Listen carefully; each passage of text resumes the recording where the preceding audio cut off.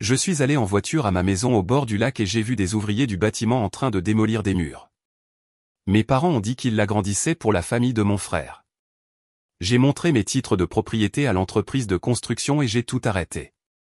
Puis, j'ai tendu. Je m'appelle Camille, et je dois vous raconter quelque chose qui m'est arrivé récemment. Je dirige ma propre agence de marketing. Nous travaillons avec des petites et moyennes entreprises, les aidant à promouvoir leurs produits et services. Le travail paie bien, très bien, en fait. Au fil des ans, j'ai réussi à économiser assez d'argent pour acheter une maison pour mes parents. Ils étaient si heureux quand je leur ai remis les clés il y a 7 ans. J'ai aussi aidé financièrement mon frère. Il s'appelle Marc, et il vit avec sa femme, Sophie, et leurs 2 enfants dans un appartement en location. Je paie cet appartement chaque mois et je le fais depuis des années maintenant. Marc travaille comme directeur des ventes, mais son salaire n'est pas très élevé, alors j'ai décidé de l'aider. Il y a quelques années, je me suis acheté une maison de campagne au bord d'un lac en Normandie. C'est à environ 1 heure de route de Paris. Je n'y vais pas souvent car le travail me tient occupé, mais cet endroit est devenu mon refuge personnel. Quand le bruit de la ville devient trop intense, je fais un sac et j'y passe un week-end. La maison est petite mais confortable. Il y a une belle pelouse, une terrasse en bois, et une vue sur le lac. J'ai donné un double des clés à mes parents en cas d'urgence, comme une canalisation qui éclate ou quelque chose du genre. Ils n'ont jamais vraiment utilisé ces clés, à ma connaissance. Mardi dernier, j'étais au bureau en train de travailler sur une nouvelle campagne pour un client quand mon téléphone a sonné. C'était Michel, mon voisin de la maison de campagne. Nous n'étions pas des amis proches, nous nous disions juste bonjour quand nous nous croisions. Alors, quand j'ai vu son nom sur l'écran, j'ai été surprise. « Salut, Camille, je voulais vérifier quelque chose avec toi », a dit Michel. « Est-ce que tu fais des rénovations là-bas, ou tu as vendu ta maison ?» J'ai arrêté de taper et j'ai fixé l'écran de mon ordinateur. « De quoi parles-tu ? Je n'ai rien vendu, et je ne fais aucune rénovation. » Eh bien, il y a des gens sur ta propriété en ce moment. Des ouvriers du bâtiment. Ils ont un camion et du matériel. On dirait que de gros travaux sont en cours. Mon cœur s'est mis à battre plus vite. Es-tu sûr que c'est ma maison ? Absolument sûr. Je la regarde en ce moment même. Tu veux que je t'envoie une photo ? Oui, s'il te plaît. Envoie-la immédiatement. 1 minute plus tard, mon téléphone a vibré. J'ai ouvert la photo et j'ai senti mon estomac se nouer. Il y avait ma maison, ma pelouse, et un gros camion avec le nom d'une entreprise de construction écrit sur le côté. Mais ce qui m'a vraiment choqué, c'est de voir des gens que je reconnaissais sur la photo. Mes parents se tenaient près de l'entrée. Mon frère, Marc, était là aussi, avec sa femme, Sophie. Il parlait à des ouvriers et montrait différentes parties de la maison. J'ai zoomé sur la photo et j'ai lu le nom de l'entreprise sur le camion. Puis je me suis souvenu avoir acheté cette maison, signé tous les papiers, et l'avoir payée avec mon propre argent. C'était ma propriété, mon refuge, mon lieu à moi. Et maintenant, quelqu'un y faisait des travaux de construction sans ma permission. Je n'ai appelé personne. Je ne voulais pas avoir cette conversation par téléphone. Je devais tout voir de mes propres yeux et leur parler face à face. J'ai dit à mon assistante que je partais pour la journée, j'ai attrapé mes clés de voiture et j'ai quitté Paris. Pendant tout le trajet, je n'arrêtais pas de penser à ce qui pouvait bien se passer. Peut-être qu'il y avait un malentendu. Peut-être qu'il vérifiait juste quelque chose. Mais au fond de moi, je savais que quelque chose n'allait vraiment pas. Quand je suis arrivé au chalet, j'ai vu que le camion de construction était toujours là. Des ouvriers transportaient des matériaux dans la maison. Mes parents ont immédiatement remarqué ma voiture et se sont dirigés vers moi. Ma mère souriait. Mon père avait l'air calme. Ils agissaient comme si tout était complètement normal. Je suis sorti de la voiture et je leur ai demandé directement, « Qu'est-ce que c'est que tout ça ? Qu'est-ce qui se passe ici ?» Ma mère a répondu la première, toujours en souriant. « Oh, ma chérie. Nous avons décidé de faire quelques rénovations dans la maison. Nous l'agrandissons un peu. Une fois que tout sera fini, Marc, Sophie, et les enfants emménageront ici. » J'ai regardé mon père. Il a hoché la tête en signe d'approbation. Oui, ce chalet est trop petit pour une famille avec des enfants, alors nous avons décidé de le rendre plus grand. Nous ajoutons une autre chambre et nous agrandissons le salon. Je n'en croyais pas mes oreilles. Ils parlaient si nonchalamment, comme s'ils me racontaient leur plan pour le dîner, pas qu'ils détruisaient ma propriété. Je suis passé en courant devant eux pour entrer dans la maison. À l'intérieur, j'ai vu que les ouvriers avaient déjà démoli l'un des murs. Il y avait de la poussière partout. Ils avaient commencé à construire une extension, et tout l'endroit ressemblait à une zone de construction. Je me suis tourné vers mes parents, qui m'avaient suivi à l'intérieur. Avez-vous complètement perdu la tête? C'est ma maison, ma propriété. Vous n'aviez pas le droit de faire quoi que ce soit de tout ça. Mon père a croisé les bras. Nous n'avons pas besoin de te demander ta permission. Nous sommes une famille, et tu nous as donné toi-même un double des clés de cette maison. Avant que je puisse répondre, Marc est entré. Il avait l'air agacé, comme si c'était moi qui causais des problèmes. Camille, arrête d'être si dramatique. Tu as déjà un grand appartement cher dans le centre-ville. En plus, tu possèdes une entreprise et tu gagnes bien ta vie. Cette situation est injuste. Je suis obligé de vivre avec ma femme et mes enfants dans des appartements en location alors que tu as plusieurs propriétés. Je suis resté là à les regarder tous, mes parents, mon frère, les gens que j'avais aidés pendant des années, les gens que j'avais soutenus financièrement.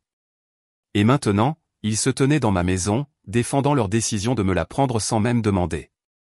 J'ai senti la colère monter en moi, mais je savais que si je commençais à crier, rien de bon n'en sortirait. Alors, je suis sorti en silence, je suis monté dans ma voiture et je suis parti. Je pouvais les voir dans mon rétroviseur, debout, pensant probablement que j'allais me calmer et accepter leur plan. Mais ils se trompaient lourdement sur ce point. Je suis retourné à Paris, mais je ne suis pas rentré chez moi. J'étais trop en colère pour rester assis sans rien faire. Je devais agir immédiatement. Je me suis arrêté dans un café, j'ai ouvert mon ordinateur portable et j'ai cherché l'entreprise de construction dont j'avais vu le nom sur le camion. J'ai trouvé leur site web et l'adresse de leur bureau.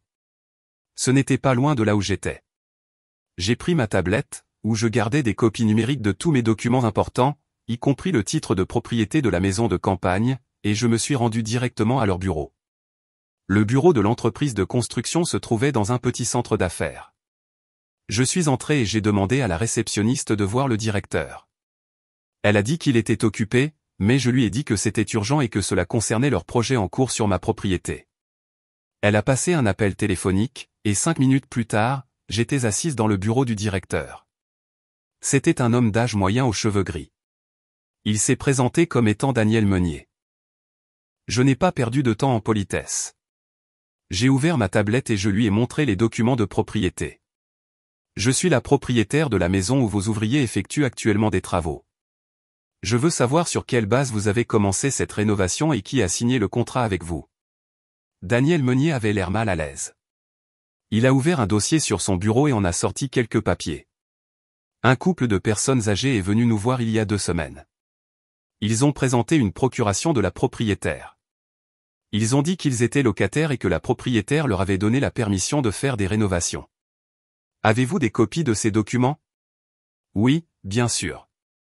Il m'en a fait des copies. Je les ai parcourus rapidement. Il y avait un document avec ma signature, sauf que ce n'était pas ma signature. Quelqu'un l'avait falsifié. Mes mains tremblaient en tenant ces papiers. Monsieur Meunier, ces gens vous ont menti. Je n'ai jamais signé de procuration. Cette signature est une contrefaçon. Je suis l'unique propriétaire de ce bien et je n'ai jamais autorisé de travaux de construction. Vos ouvriers doivent s'arrêter immédiatement. Le visage de Daniel Meunier a pâli. En êtes-vous absolument certaine? J'en suis tout à fait certaine. Voici mes documents prouvant la propriété. Je veux que tous les travaux de construction soient arrêtés dès maintenant, aujourd'hui. Si vos ouvriers continuent, je tiendrai votre entreprise pour responsable des dommages. Daniel Meunier a pris son téléphone et a passé un appel. Je l'ai entendu dire à quelqu'un d'arrêter immédiatement tous les travaux à mon adresse, de tout remballer et de partir. Après avoir raccroché, il s'est excusé à plusieurs reprises.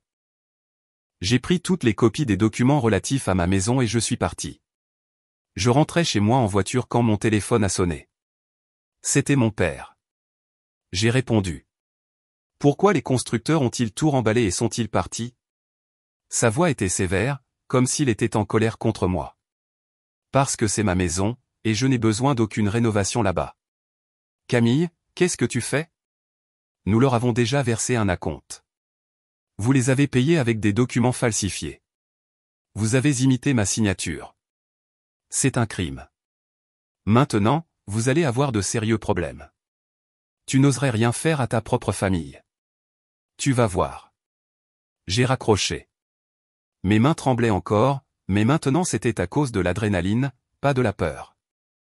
J'ai appelé mon avocat, un homme nommé Pierre Hamon, qui s'occupait de toutes mes affaires juridiques professionnelles depuis des années. Je lui ai dit que je devais le voir d'urgence pour une affaire personnelle. Il a dit qu'il pouvait me recevoir dans 1 heure. Au bureau de Pierre, j'ai tout exposé. Je lui ai montré les documents falsifiés, le titre de propriété et les photos de mon voisin.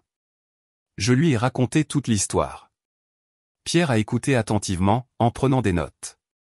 Camille, ce que tes parents et ton frère ont fait, c'est un faux en écriture. C'est une infraction pénale.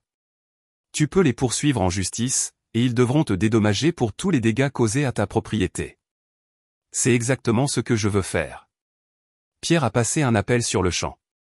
Quand il a terminé, il m'a dit que le lendemain, un expert en dommages matériels se rendrait à ma maison de campagne pour tout évaluer. Je l'ai remercié et je suis rentré chez moi. Ce soir-là, je n'ai pas dîné. Je suis juste resté assis sur mon canapé à penser à tout ce qui s'était passé. Je me sentais trahi. C'étaient des gens que j'avais soutenus pendant des années, et ils m'avaient poignardé dans le dos. Le lendemain, j'ai de nouveau rencontré Pierre. Il avait le rapport d'expertise prêt. L'expert avait tout documenté, la pelouse détruite, le mur abattu et l'extension inutile qu'ils avaient commencé à construire. Le total des dommages était évalué à 14 000 €. C'est un dossier solide, a dit Pierre. Mais je dois te demander, es-tu sûr de vouloir continuer? C'est ta famille. J'en suis sûr. Mais j'ai une autre affaire pour laquelle j'ai besoin de ton aide. J'ai sorti un autre dossier de mon sac. À l'intérieur se trouvaient tous les documents de la maison où vivaient mes parents, la maison que je leur avais achetée il y a 7 ans. Cette maison a toujours été la mienne. Mes parents y ont vécu gratuitement pendant toutes ces années. Ils ne payaient que les factures de services publics. J'ai payé l'impôt foncier et je ne leur ai jamais demandé de loyer. Maintenant, je veux les expulser. Pierre a examiné attentivement les documents. Tout est en ordre. La maison est à toi. Ils n'ont pas de contrat de location. Ils y vivent uniquement parce que tu le leur as permis. Légalement, tu as tout à fait le droit de les expulser. Es-tu certaine de cela? Absolument certaine. Très bien. Donne-moi 30 minutes. Pierre a rédigé un avis d'expulsion. Selon la loi, je devais leur donner 30 jours pour partir. Il a imprimé le document et me l'a tendu. Je l'ai mis dans mon dossier avec le rapport d'évaluation des dommages. Je suis rentré chez moi et j'ai attendu. Je savais qu'il me contacterait bientôt. Ce soir-là, ma mère a appelé. Sa voix était froide. Ton père et moi sommes très déçus de toi.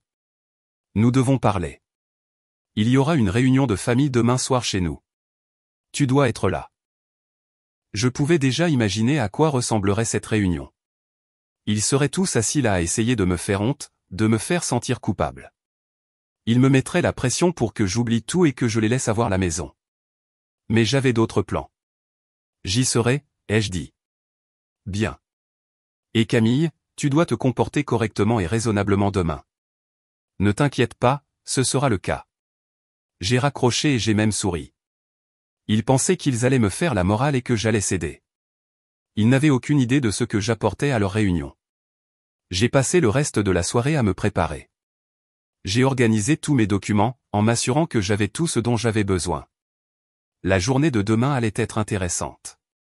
Le lendemain soir, je me suis rendu en voiture chez mes parents, enfin, dans ma maison où vivaient mes parents. Je me suis garé dans l'allée et j'ai pris une profonde inspiration avant de sortir. J'avais mon dossier avec tous les documents coincés sous mon bras. Quand je suis entré, tout le monde était déjà là. Ma mère et mon père étaient assis sur le grand canapé. Marc et Sophie étaient assis à côté d'eux. Ils me regardaient tous avec la même expression, un mélange de désapprobation et de colère. Ils avaient placé une seule chaise en face du canapé pour moi. Cela ressemblait à une salle d'audience. Ils étaient les procureurs et les juges, et j'étais censé être l'accusé en procès. Je me suis assise et j'ai posé mon dossier sur mes genoux. Personne n'a dit bonjour. Personne n'a demandé comment j'allais. Mon père a commencé à parler immédiatement. Camille, toute la famille est mécontente de ton comportement. Tu nous as mis dans l'embarras devant cette entreprise de construction.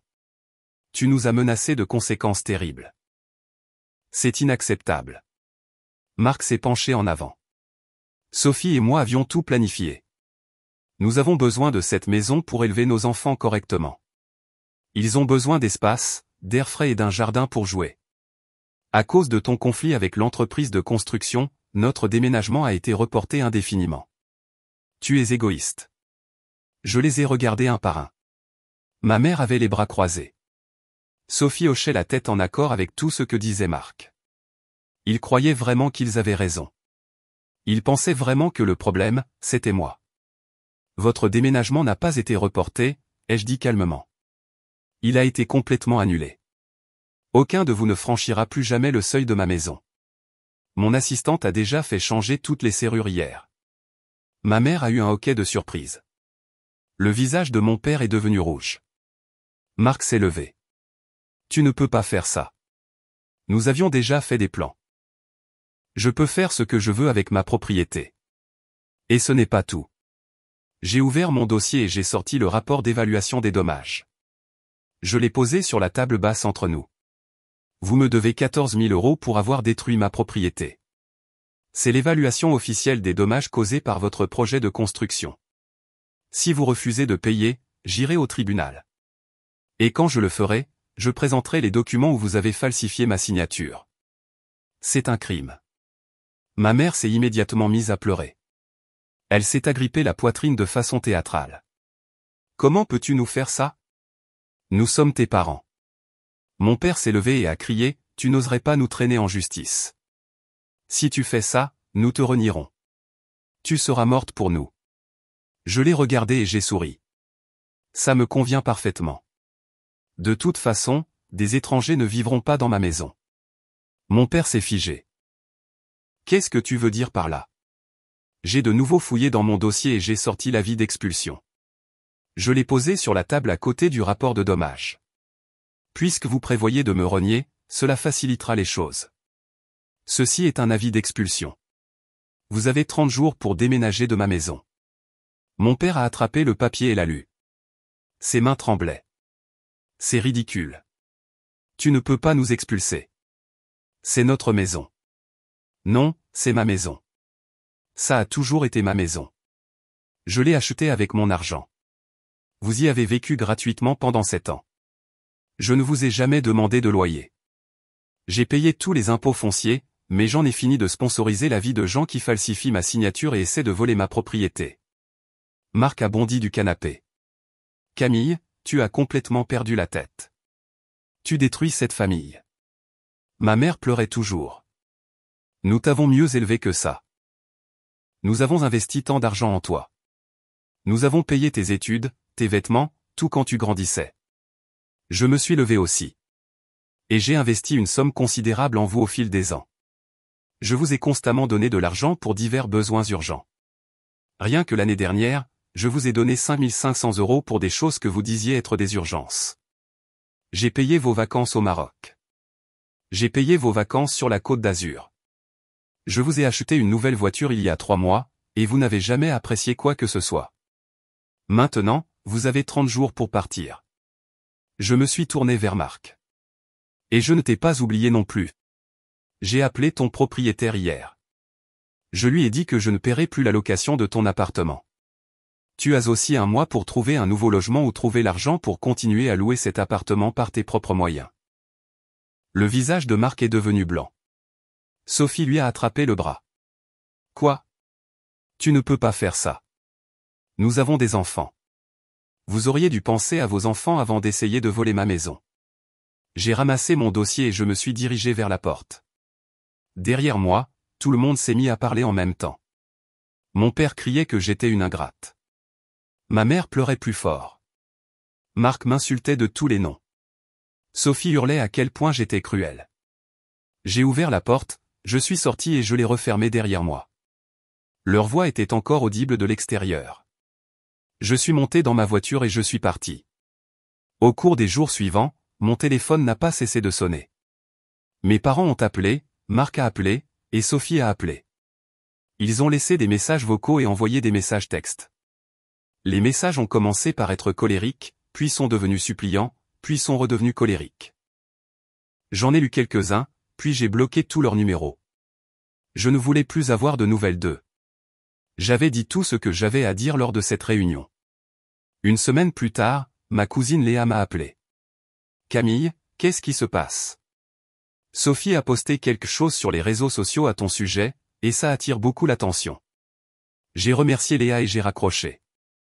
J'ai ouvert mes réseaux sociaux et j'ai trouvé la publication de Sophie. Elle avait écrit un long message disant que j'avais perdu la tête, que j'essayais de détruire la famille, que j'expulsais mes parents âgés de leur maison, et qu'à cause de ma vengeance, sa famille risquait aussi de perdre son logement. Elle me faisait passer pour un monstre. La publication avait déjà des centaines de commentaires. La plupart provenaient de personnes que je ne connaissais pas, et elle me traitait de tous les noms. J'ai lu les commentaires. Les gens disaient que j'étais sans cœur, que la famille devrait toujours passer en premier, et que je devrais avoir honte de moi. Certaines personnes disaient que je méritais d'être seul pour le reste de ma vie. Mais je n'allais pas rester silencieuse et les laisser contrôler le récit. J'ai écrit mon propre commentaire sous la publication de Sophie. Dans mon commentaire, j'ai dit la vérité. J'ai expliqué que la maison de campagne était ma propriété et que ma famille avait falsifié ma signature pour commencer une construction non autorisée. J'ai écrit comment j'avais acheté une maison pour mes parents et les avais laissés y vivre gratuitement pendant 7 ans. J'ai écrit que je payais le loyer de l'appartement de mon frère depuis des années. Puis j'ai téléchargé des captures d'écran, des documents de propriété montrant mon nom comme propriétaire et des relevés bancaires montrant tous les paiements que j'avais faits pour les aider. Tout était là, noir sur blanc. La réaction a été immédiate. Les membres de la famille ont commencé à commenter. Ma tante a écrit que mes parents avaient toujours dit à tout le monde que la maison était la leur, qu'ils l'avaient achetée eux-mêmes. Mon oncle a dit que mes parents prétendaient que je ne les avais jamais aidés financièrement. D'autres parents ont enchaîné. Ils ont écrit que Marc était un ingrat. Ils ont dit que mes parents avaient menti à toute la famille. Sophie a supprimé sa publication originale en moins d'1 heure, mais des captures d'écran circulaient déjà. J'ai bloqué toute ma famille sur les réseaux sociaux après ça, mais ils n'ont pas abandonné. Quelques jours plus tard, mes parents se sont présentés à mon immeuble. Le concierge m'a appelé et je lui ai dit de ne pas les laisser entrer. Ils sont revenus 2 fois de plus cette semaine-là. À chaque fois, j'ai refusé de les voir. Marc est venu une fois avec Sophie. Même résultat. Finalement, ma mère a laissé un mot au concierge. Il disait qu'il voulait parler et tout résoudre. J'ai répondu par écrit que je ne communiquerais que par l'intermédiaire de mon avocat.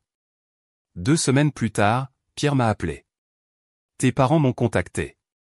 Ils ont menacé de te poursuivre en justice. Je leur ai expliqué qu'ils n'ont aucune chance de gagner. Je leur ai montré les documents falsifiés, l'évaluation des dommages, tout. Ils ont assez vite fait marche arrière. Bien. Et pour les 14 000 €? Ils n'en ont pas parlé, mais j'ai clairement indiqué que s'ils ne paient pas, tu engageras des poursuites pénales pour faux et usage de faux. 1 mois a passé. Le dernier jour avant la date limite d'expulsion, 14 000 € sont apparus sur mon compte bancaire. Le virement venait de mon père. Pas de message, pas d'explication, juste l'argent. 3 jours plus tard, Pierre a confirmé que mes parents avaient déménagé de la maison. J'ai engagé un service de nettoyage puis j'ai mis la maison en location.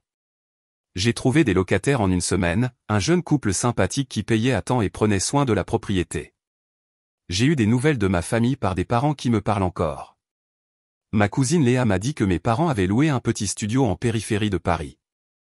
Mon père avait dû retourner travailler bien qu'il ait dépassé l'âge de la retraite car leur pension n'était pas suffisante pour couvrir le loyer et les dépenses. Ma tante a mentionné que Marc et Sophie avaient complètement quitté la région. Apparemment, ils ne pouvaient se permettre un loyer décent nulle part, alors ils ont déménagé en Bretagne où vivaient les parents de Sophie. Je n'ai rien ressenti en entendant ces choses. Ni culpabilité, ni satisfaction, rien. 6 mois se sont écoulés depuis ce jour à la maison de campagne. Je dirige toujours mon agence de marketing. Les affaires marchent bien. Je vais parfois à ma maison de campagne les week-ends. La nouvelle pelouse repousse bien. J'ai engagé des entrepreneurs pour réparer correctement le mur et enlever l'extension qui avait été commencée. La maison est comme avant, peut-être même mieux. Je ne communique pas avec mes parents, ni Marc, ni Sophie. Ils ont essayé de me contacter encore quelques fois par l'intermédiaire d'autres parents, mais j'ai clairement fait savoir que je n'étais pas intéressé. Certains membres de la famille pensent que je suis allé trop loin. D'autres disent que j'ai bien fait. Je ne me soucie plus vraiment de ce que les gens pensent. Ce qu'ils ont fait était impardonnable. Ils n'ont pas seulement essayé de prendre ma propriété. Ils ont trahi ma confiance, falsifié ma signature, puis ont essayé de me faire sentir coupable de les avoir arrêtés. Ma mère m'a envoyé une lettre le mois dernier. Je ne l'ai pas ouverte. Je l'ai jetée. Quoi qu'elle ait voulu dire, je n'avais pas besoin de l'entendre. Certains disent que la famille, c'est tout, qu'il faut pardonner à sa famille quoi qu'il arrive. Mais je ne crois plus à ça. La famille ne devrait pas vous voler. La famille ne devrait pas falsifier votre signature. La famille ne devrait pas profiter de votre générosité pendant des années pour ensuite en exiger encore plus. Je ne sais pas ce qui se passera dans le futur. Peut-être qu'un jour, ils s'excuseront sincèrement et essaieront de réparer les choses. Peut-être qu'ils ne le feront jamais. Pour l'instant, je ne suis pas prête à rétablir une quelconque relation avec eux. Je ne suis pas prête à leur pardonner ou à oublier ce qu'ils ont fait. Ils ont fait leur choix, et maintenant ils vivent avec les conséquences. J'ai fait mes choix aussi. J'ai protégé ce qui était à moi, et je me suis défendu. Parfois, tard dans la nuit, je me demande si je suis une mauvaise personne pour ce que j'ai fait. Puis je me souviens d'eux, debout dans ma maison, défendant leur décision de me la prendre. Je me souviens de la signature falsifiée. Je me souviens de Marc disant que j'étais dramatique. Je me souviens de mon père menaçant de me renier. Et alors, j'arrête de me poser la question. J'ai fait ce que je devais faire. C'est ma vie maintenant, et ça me convient.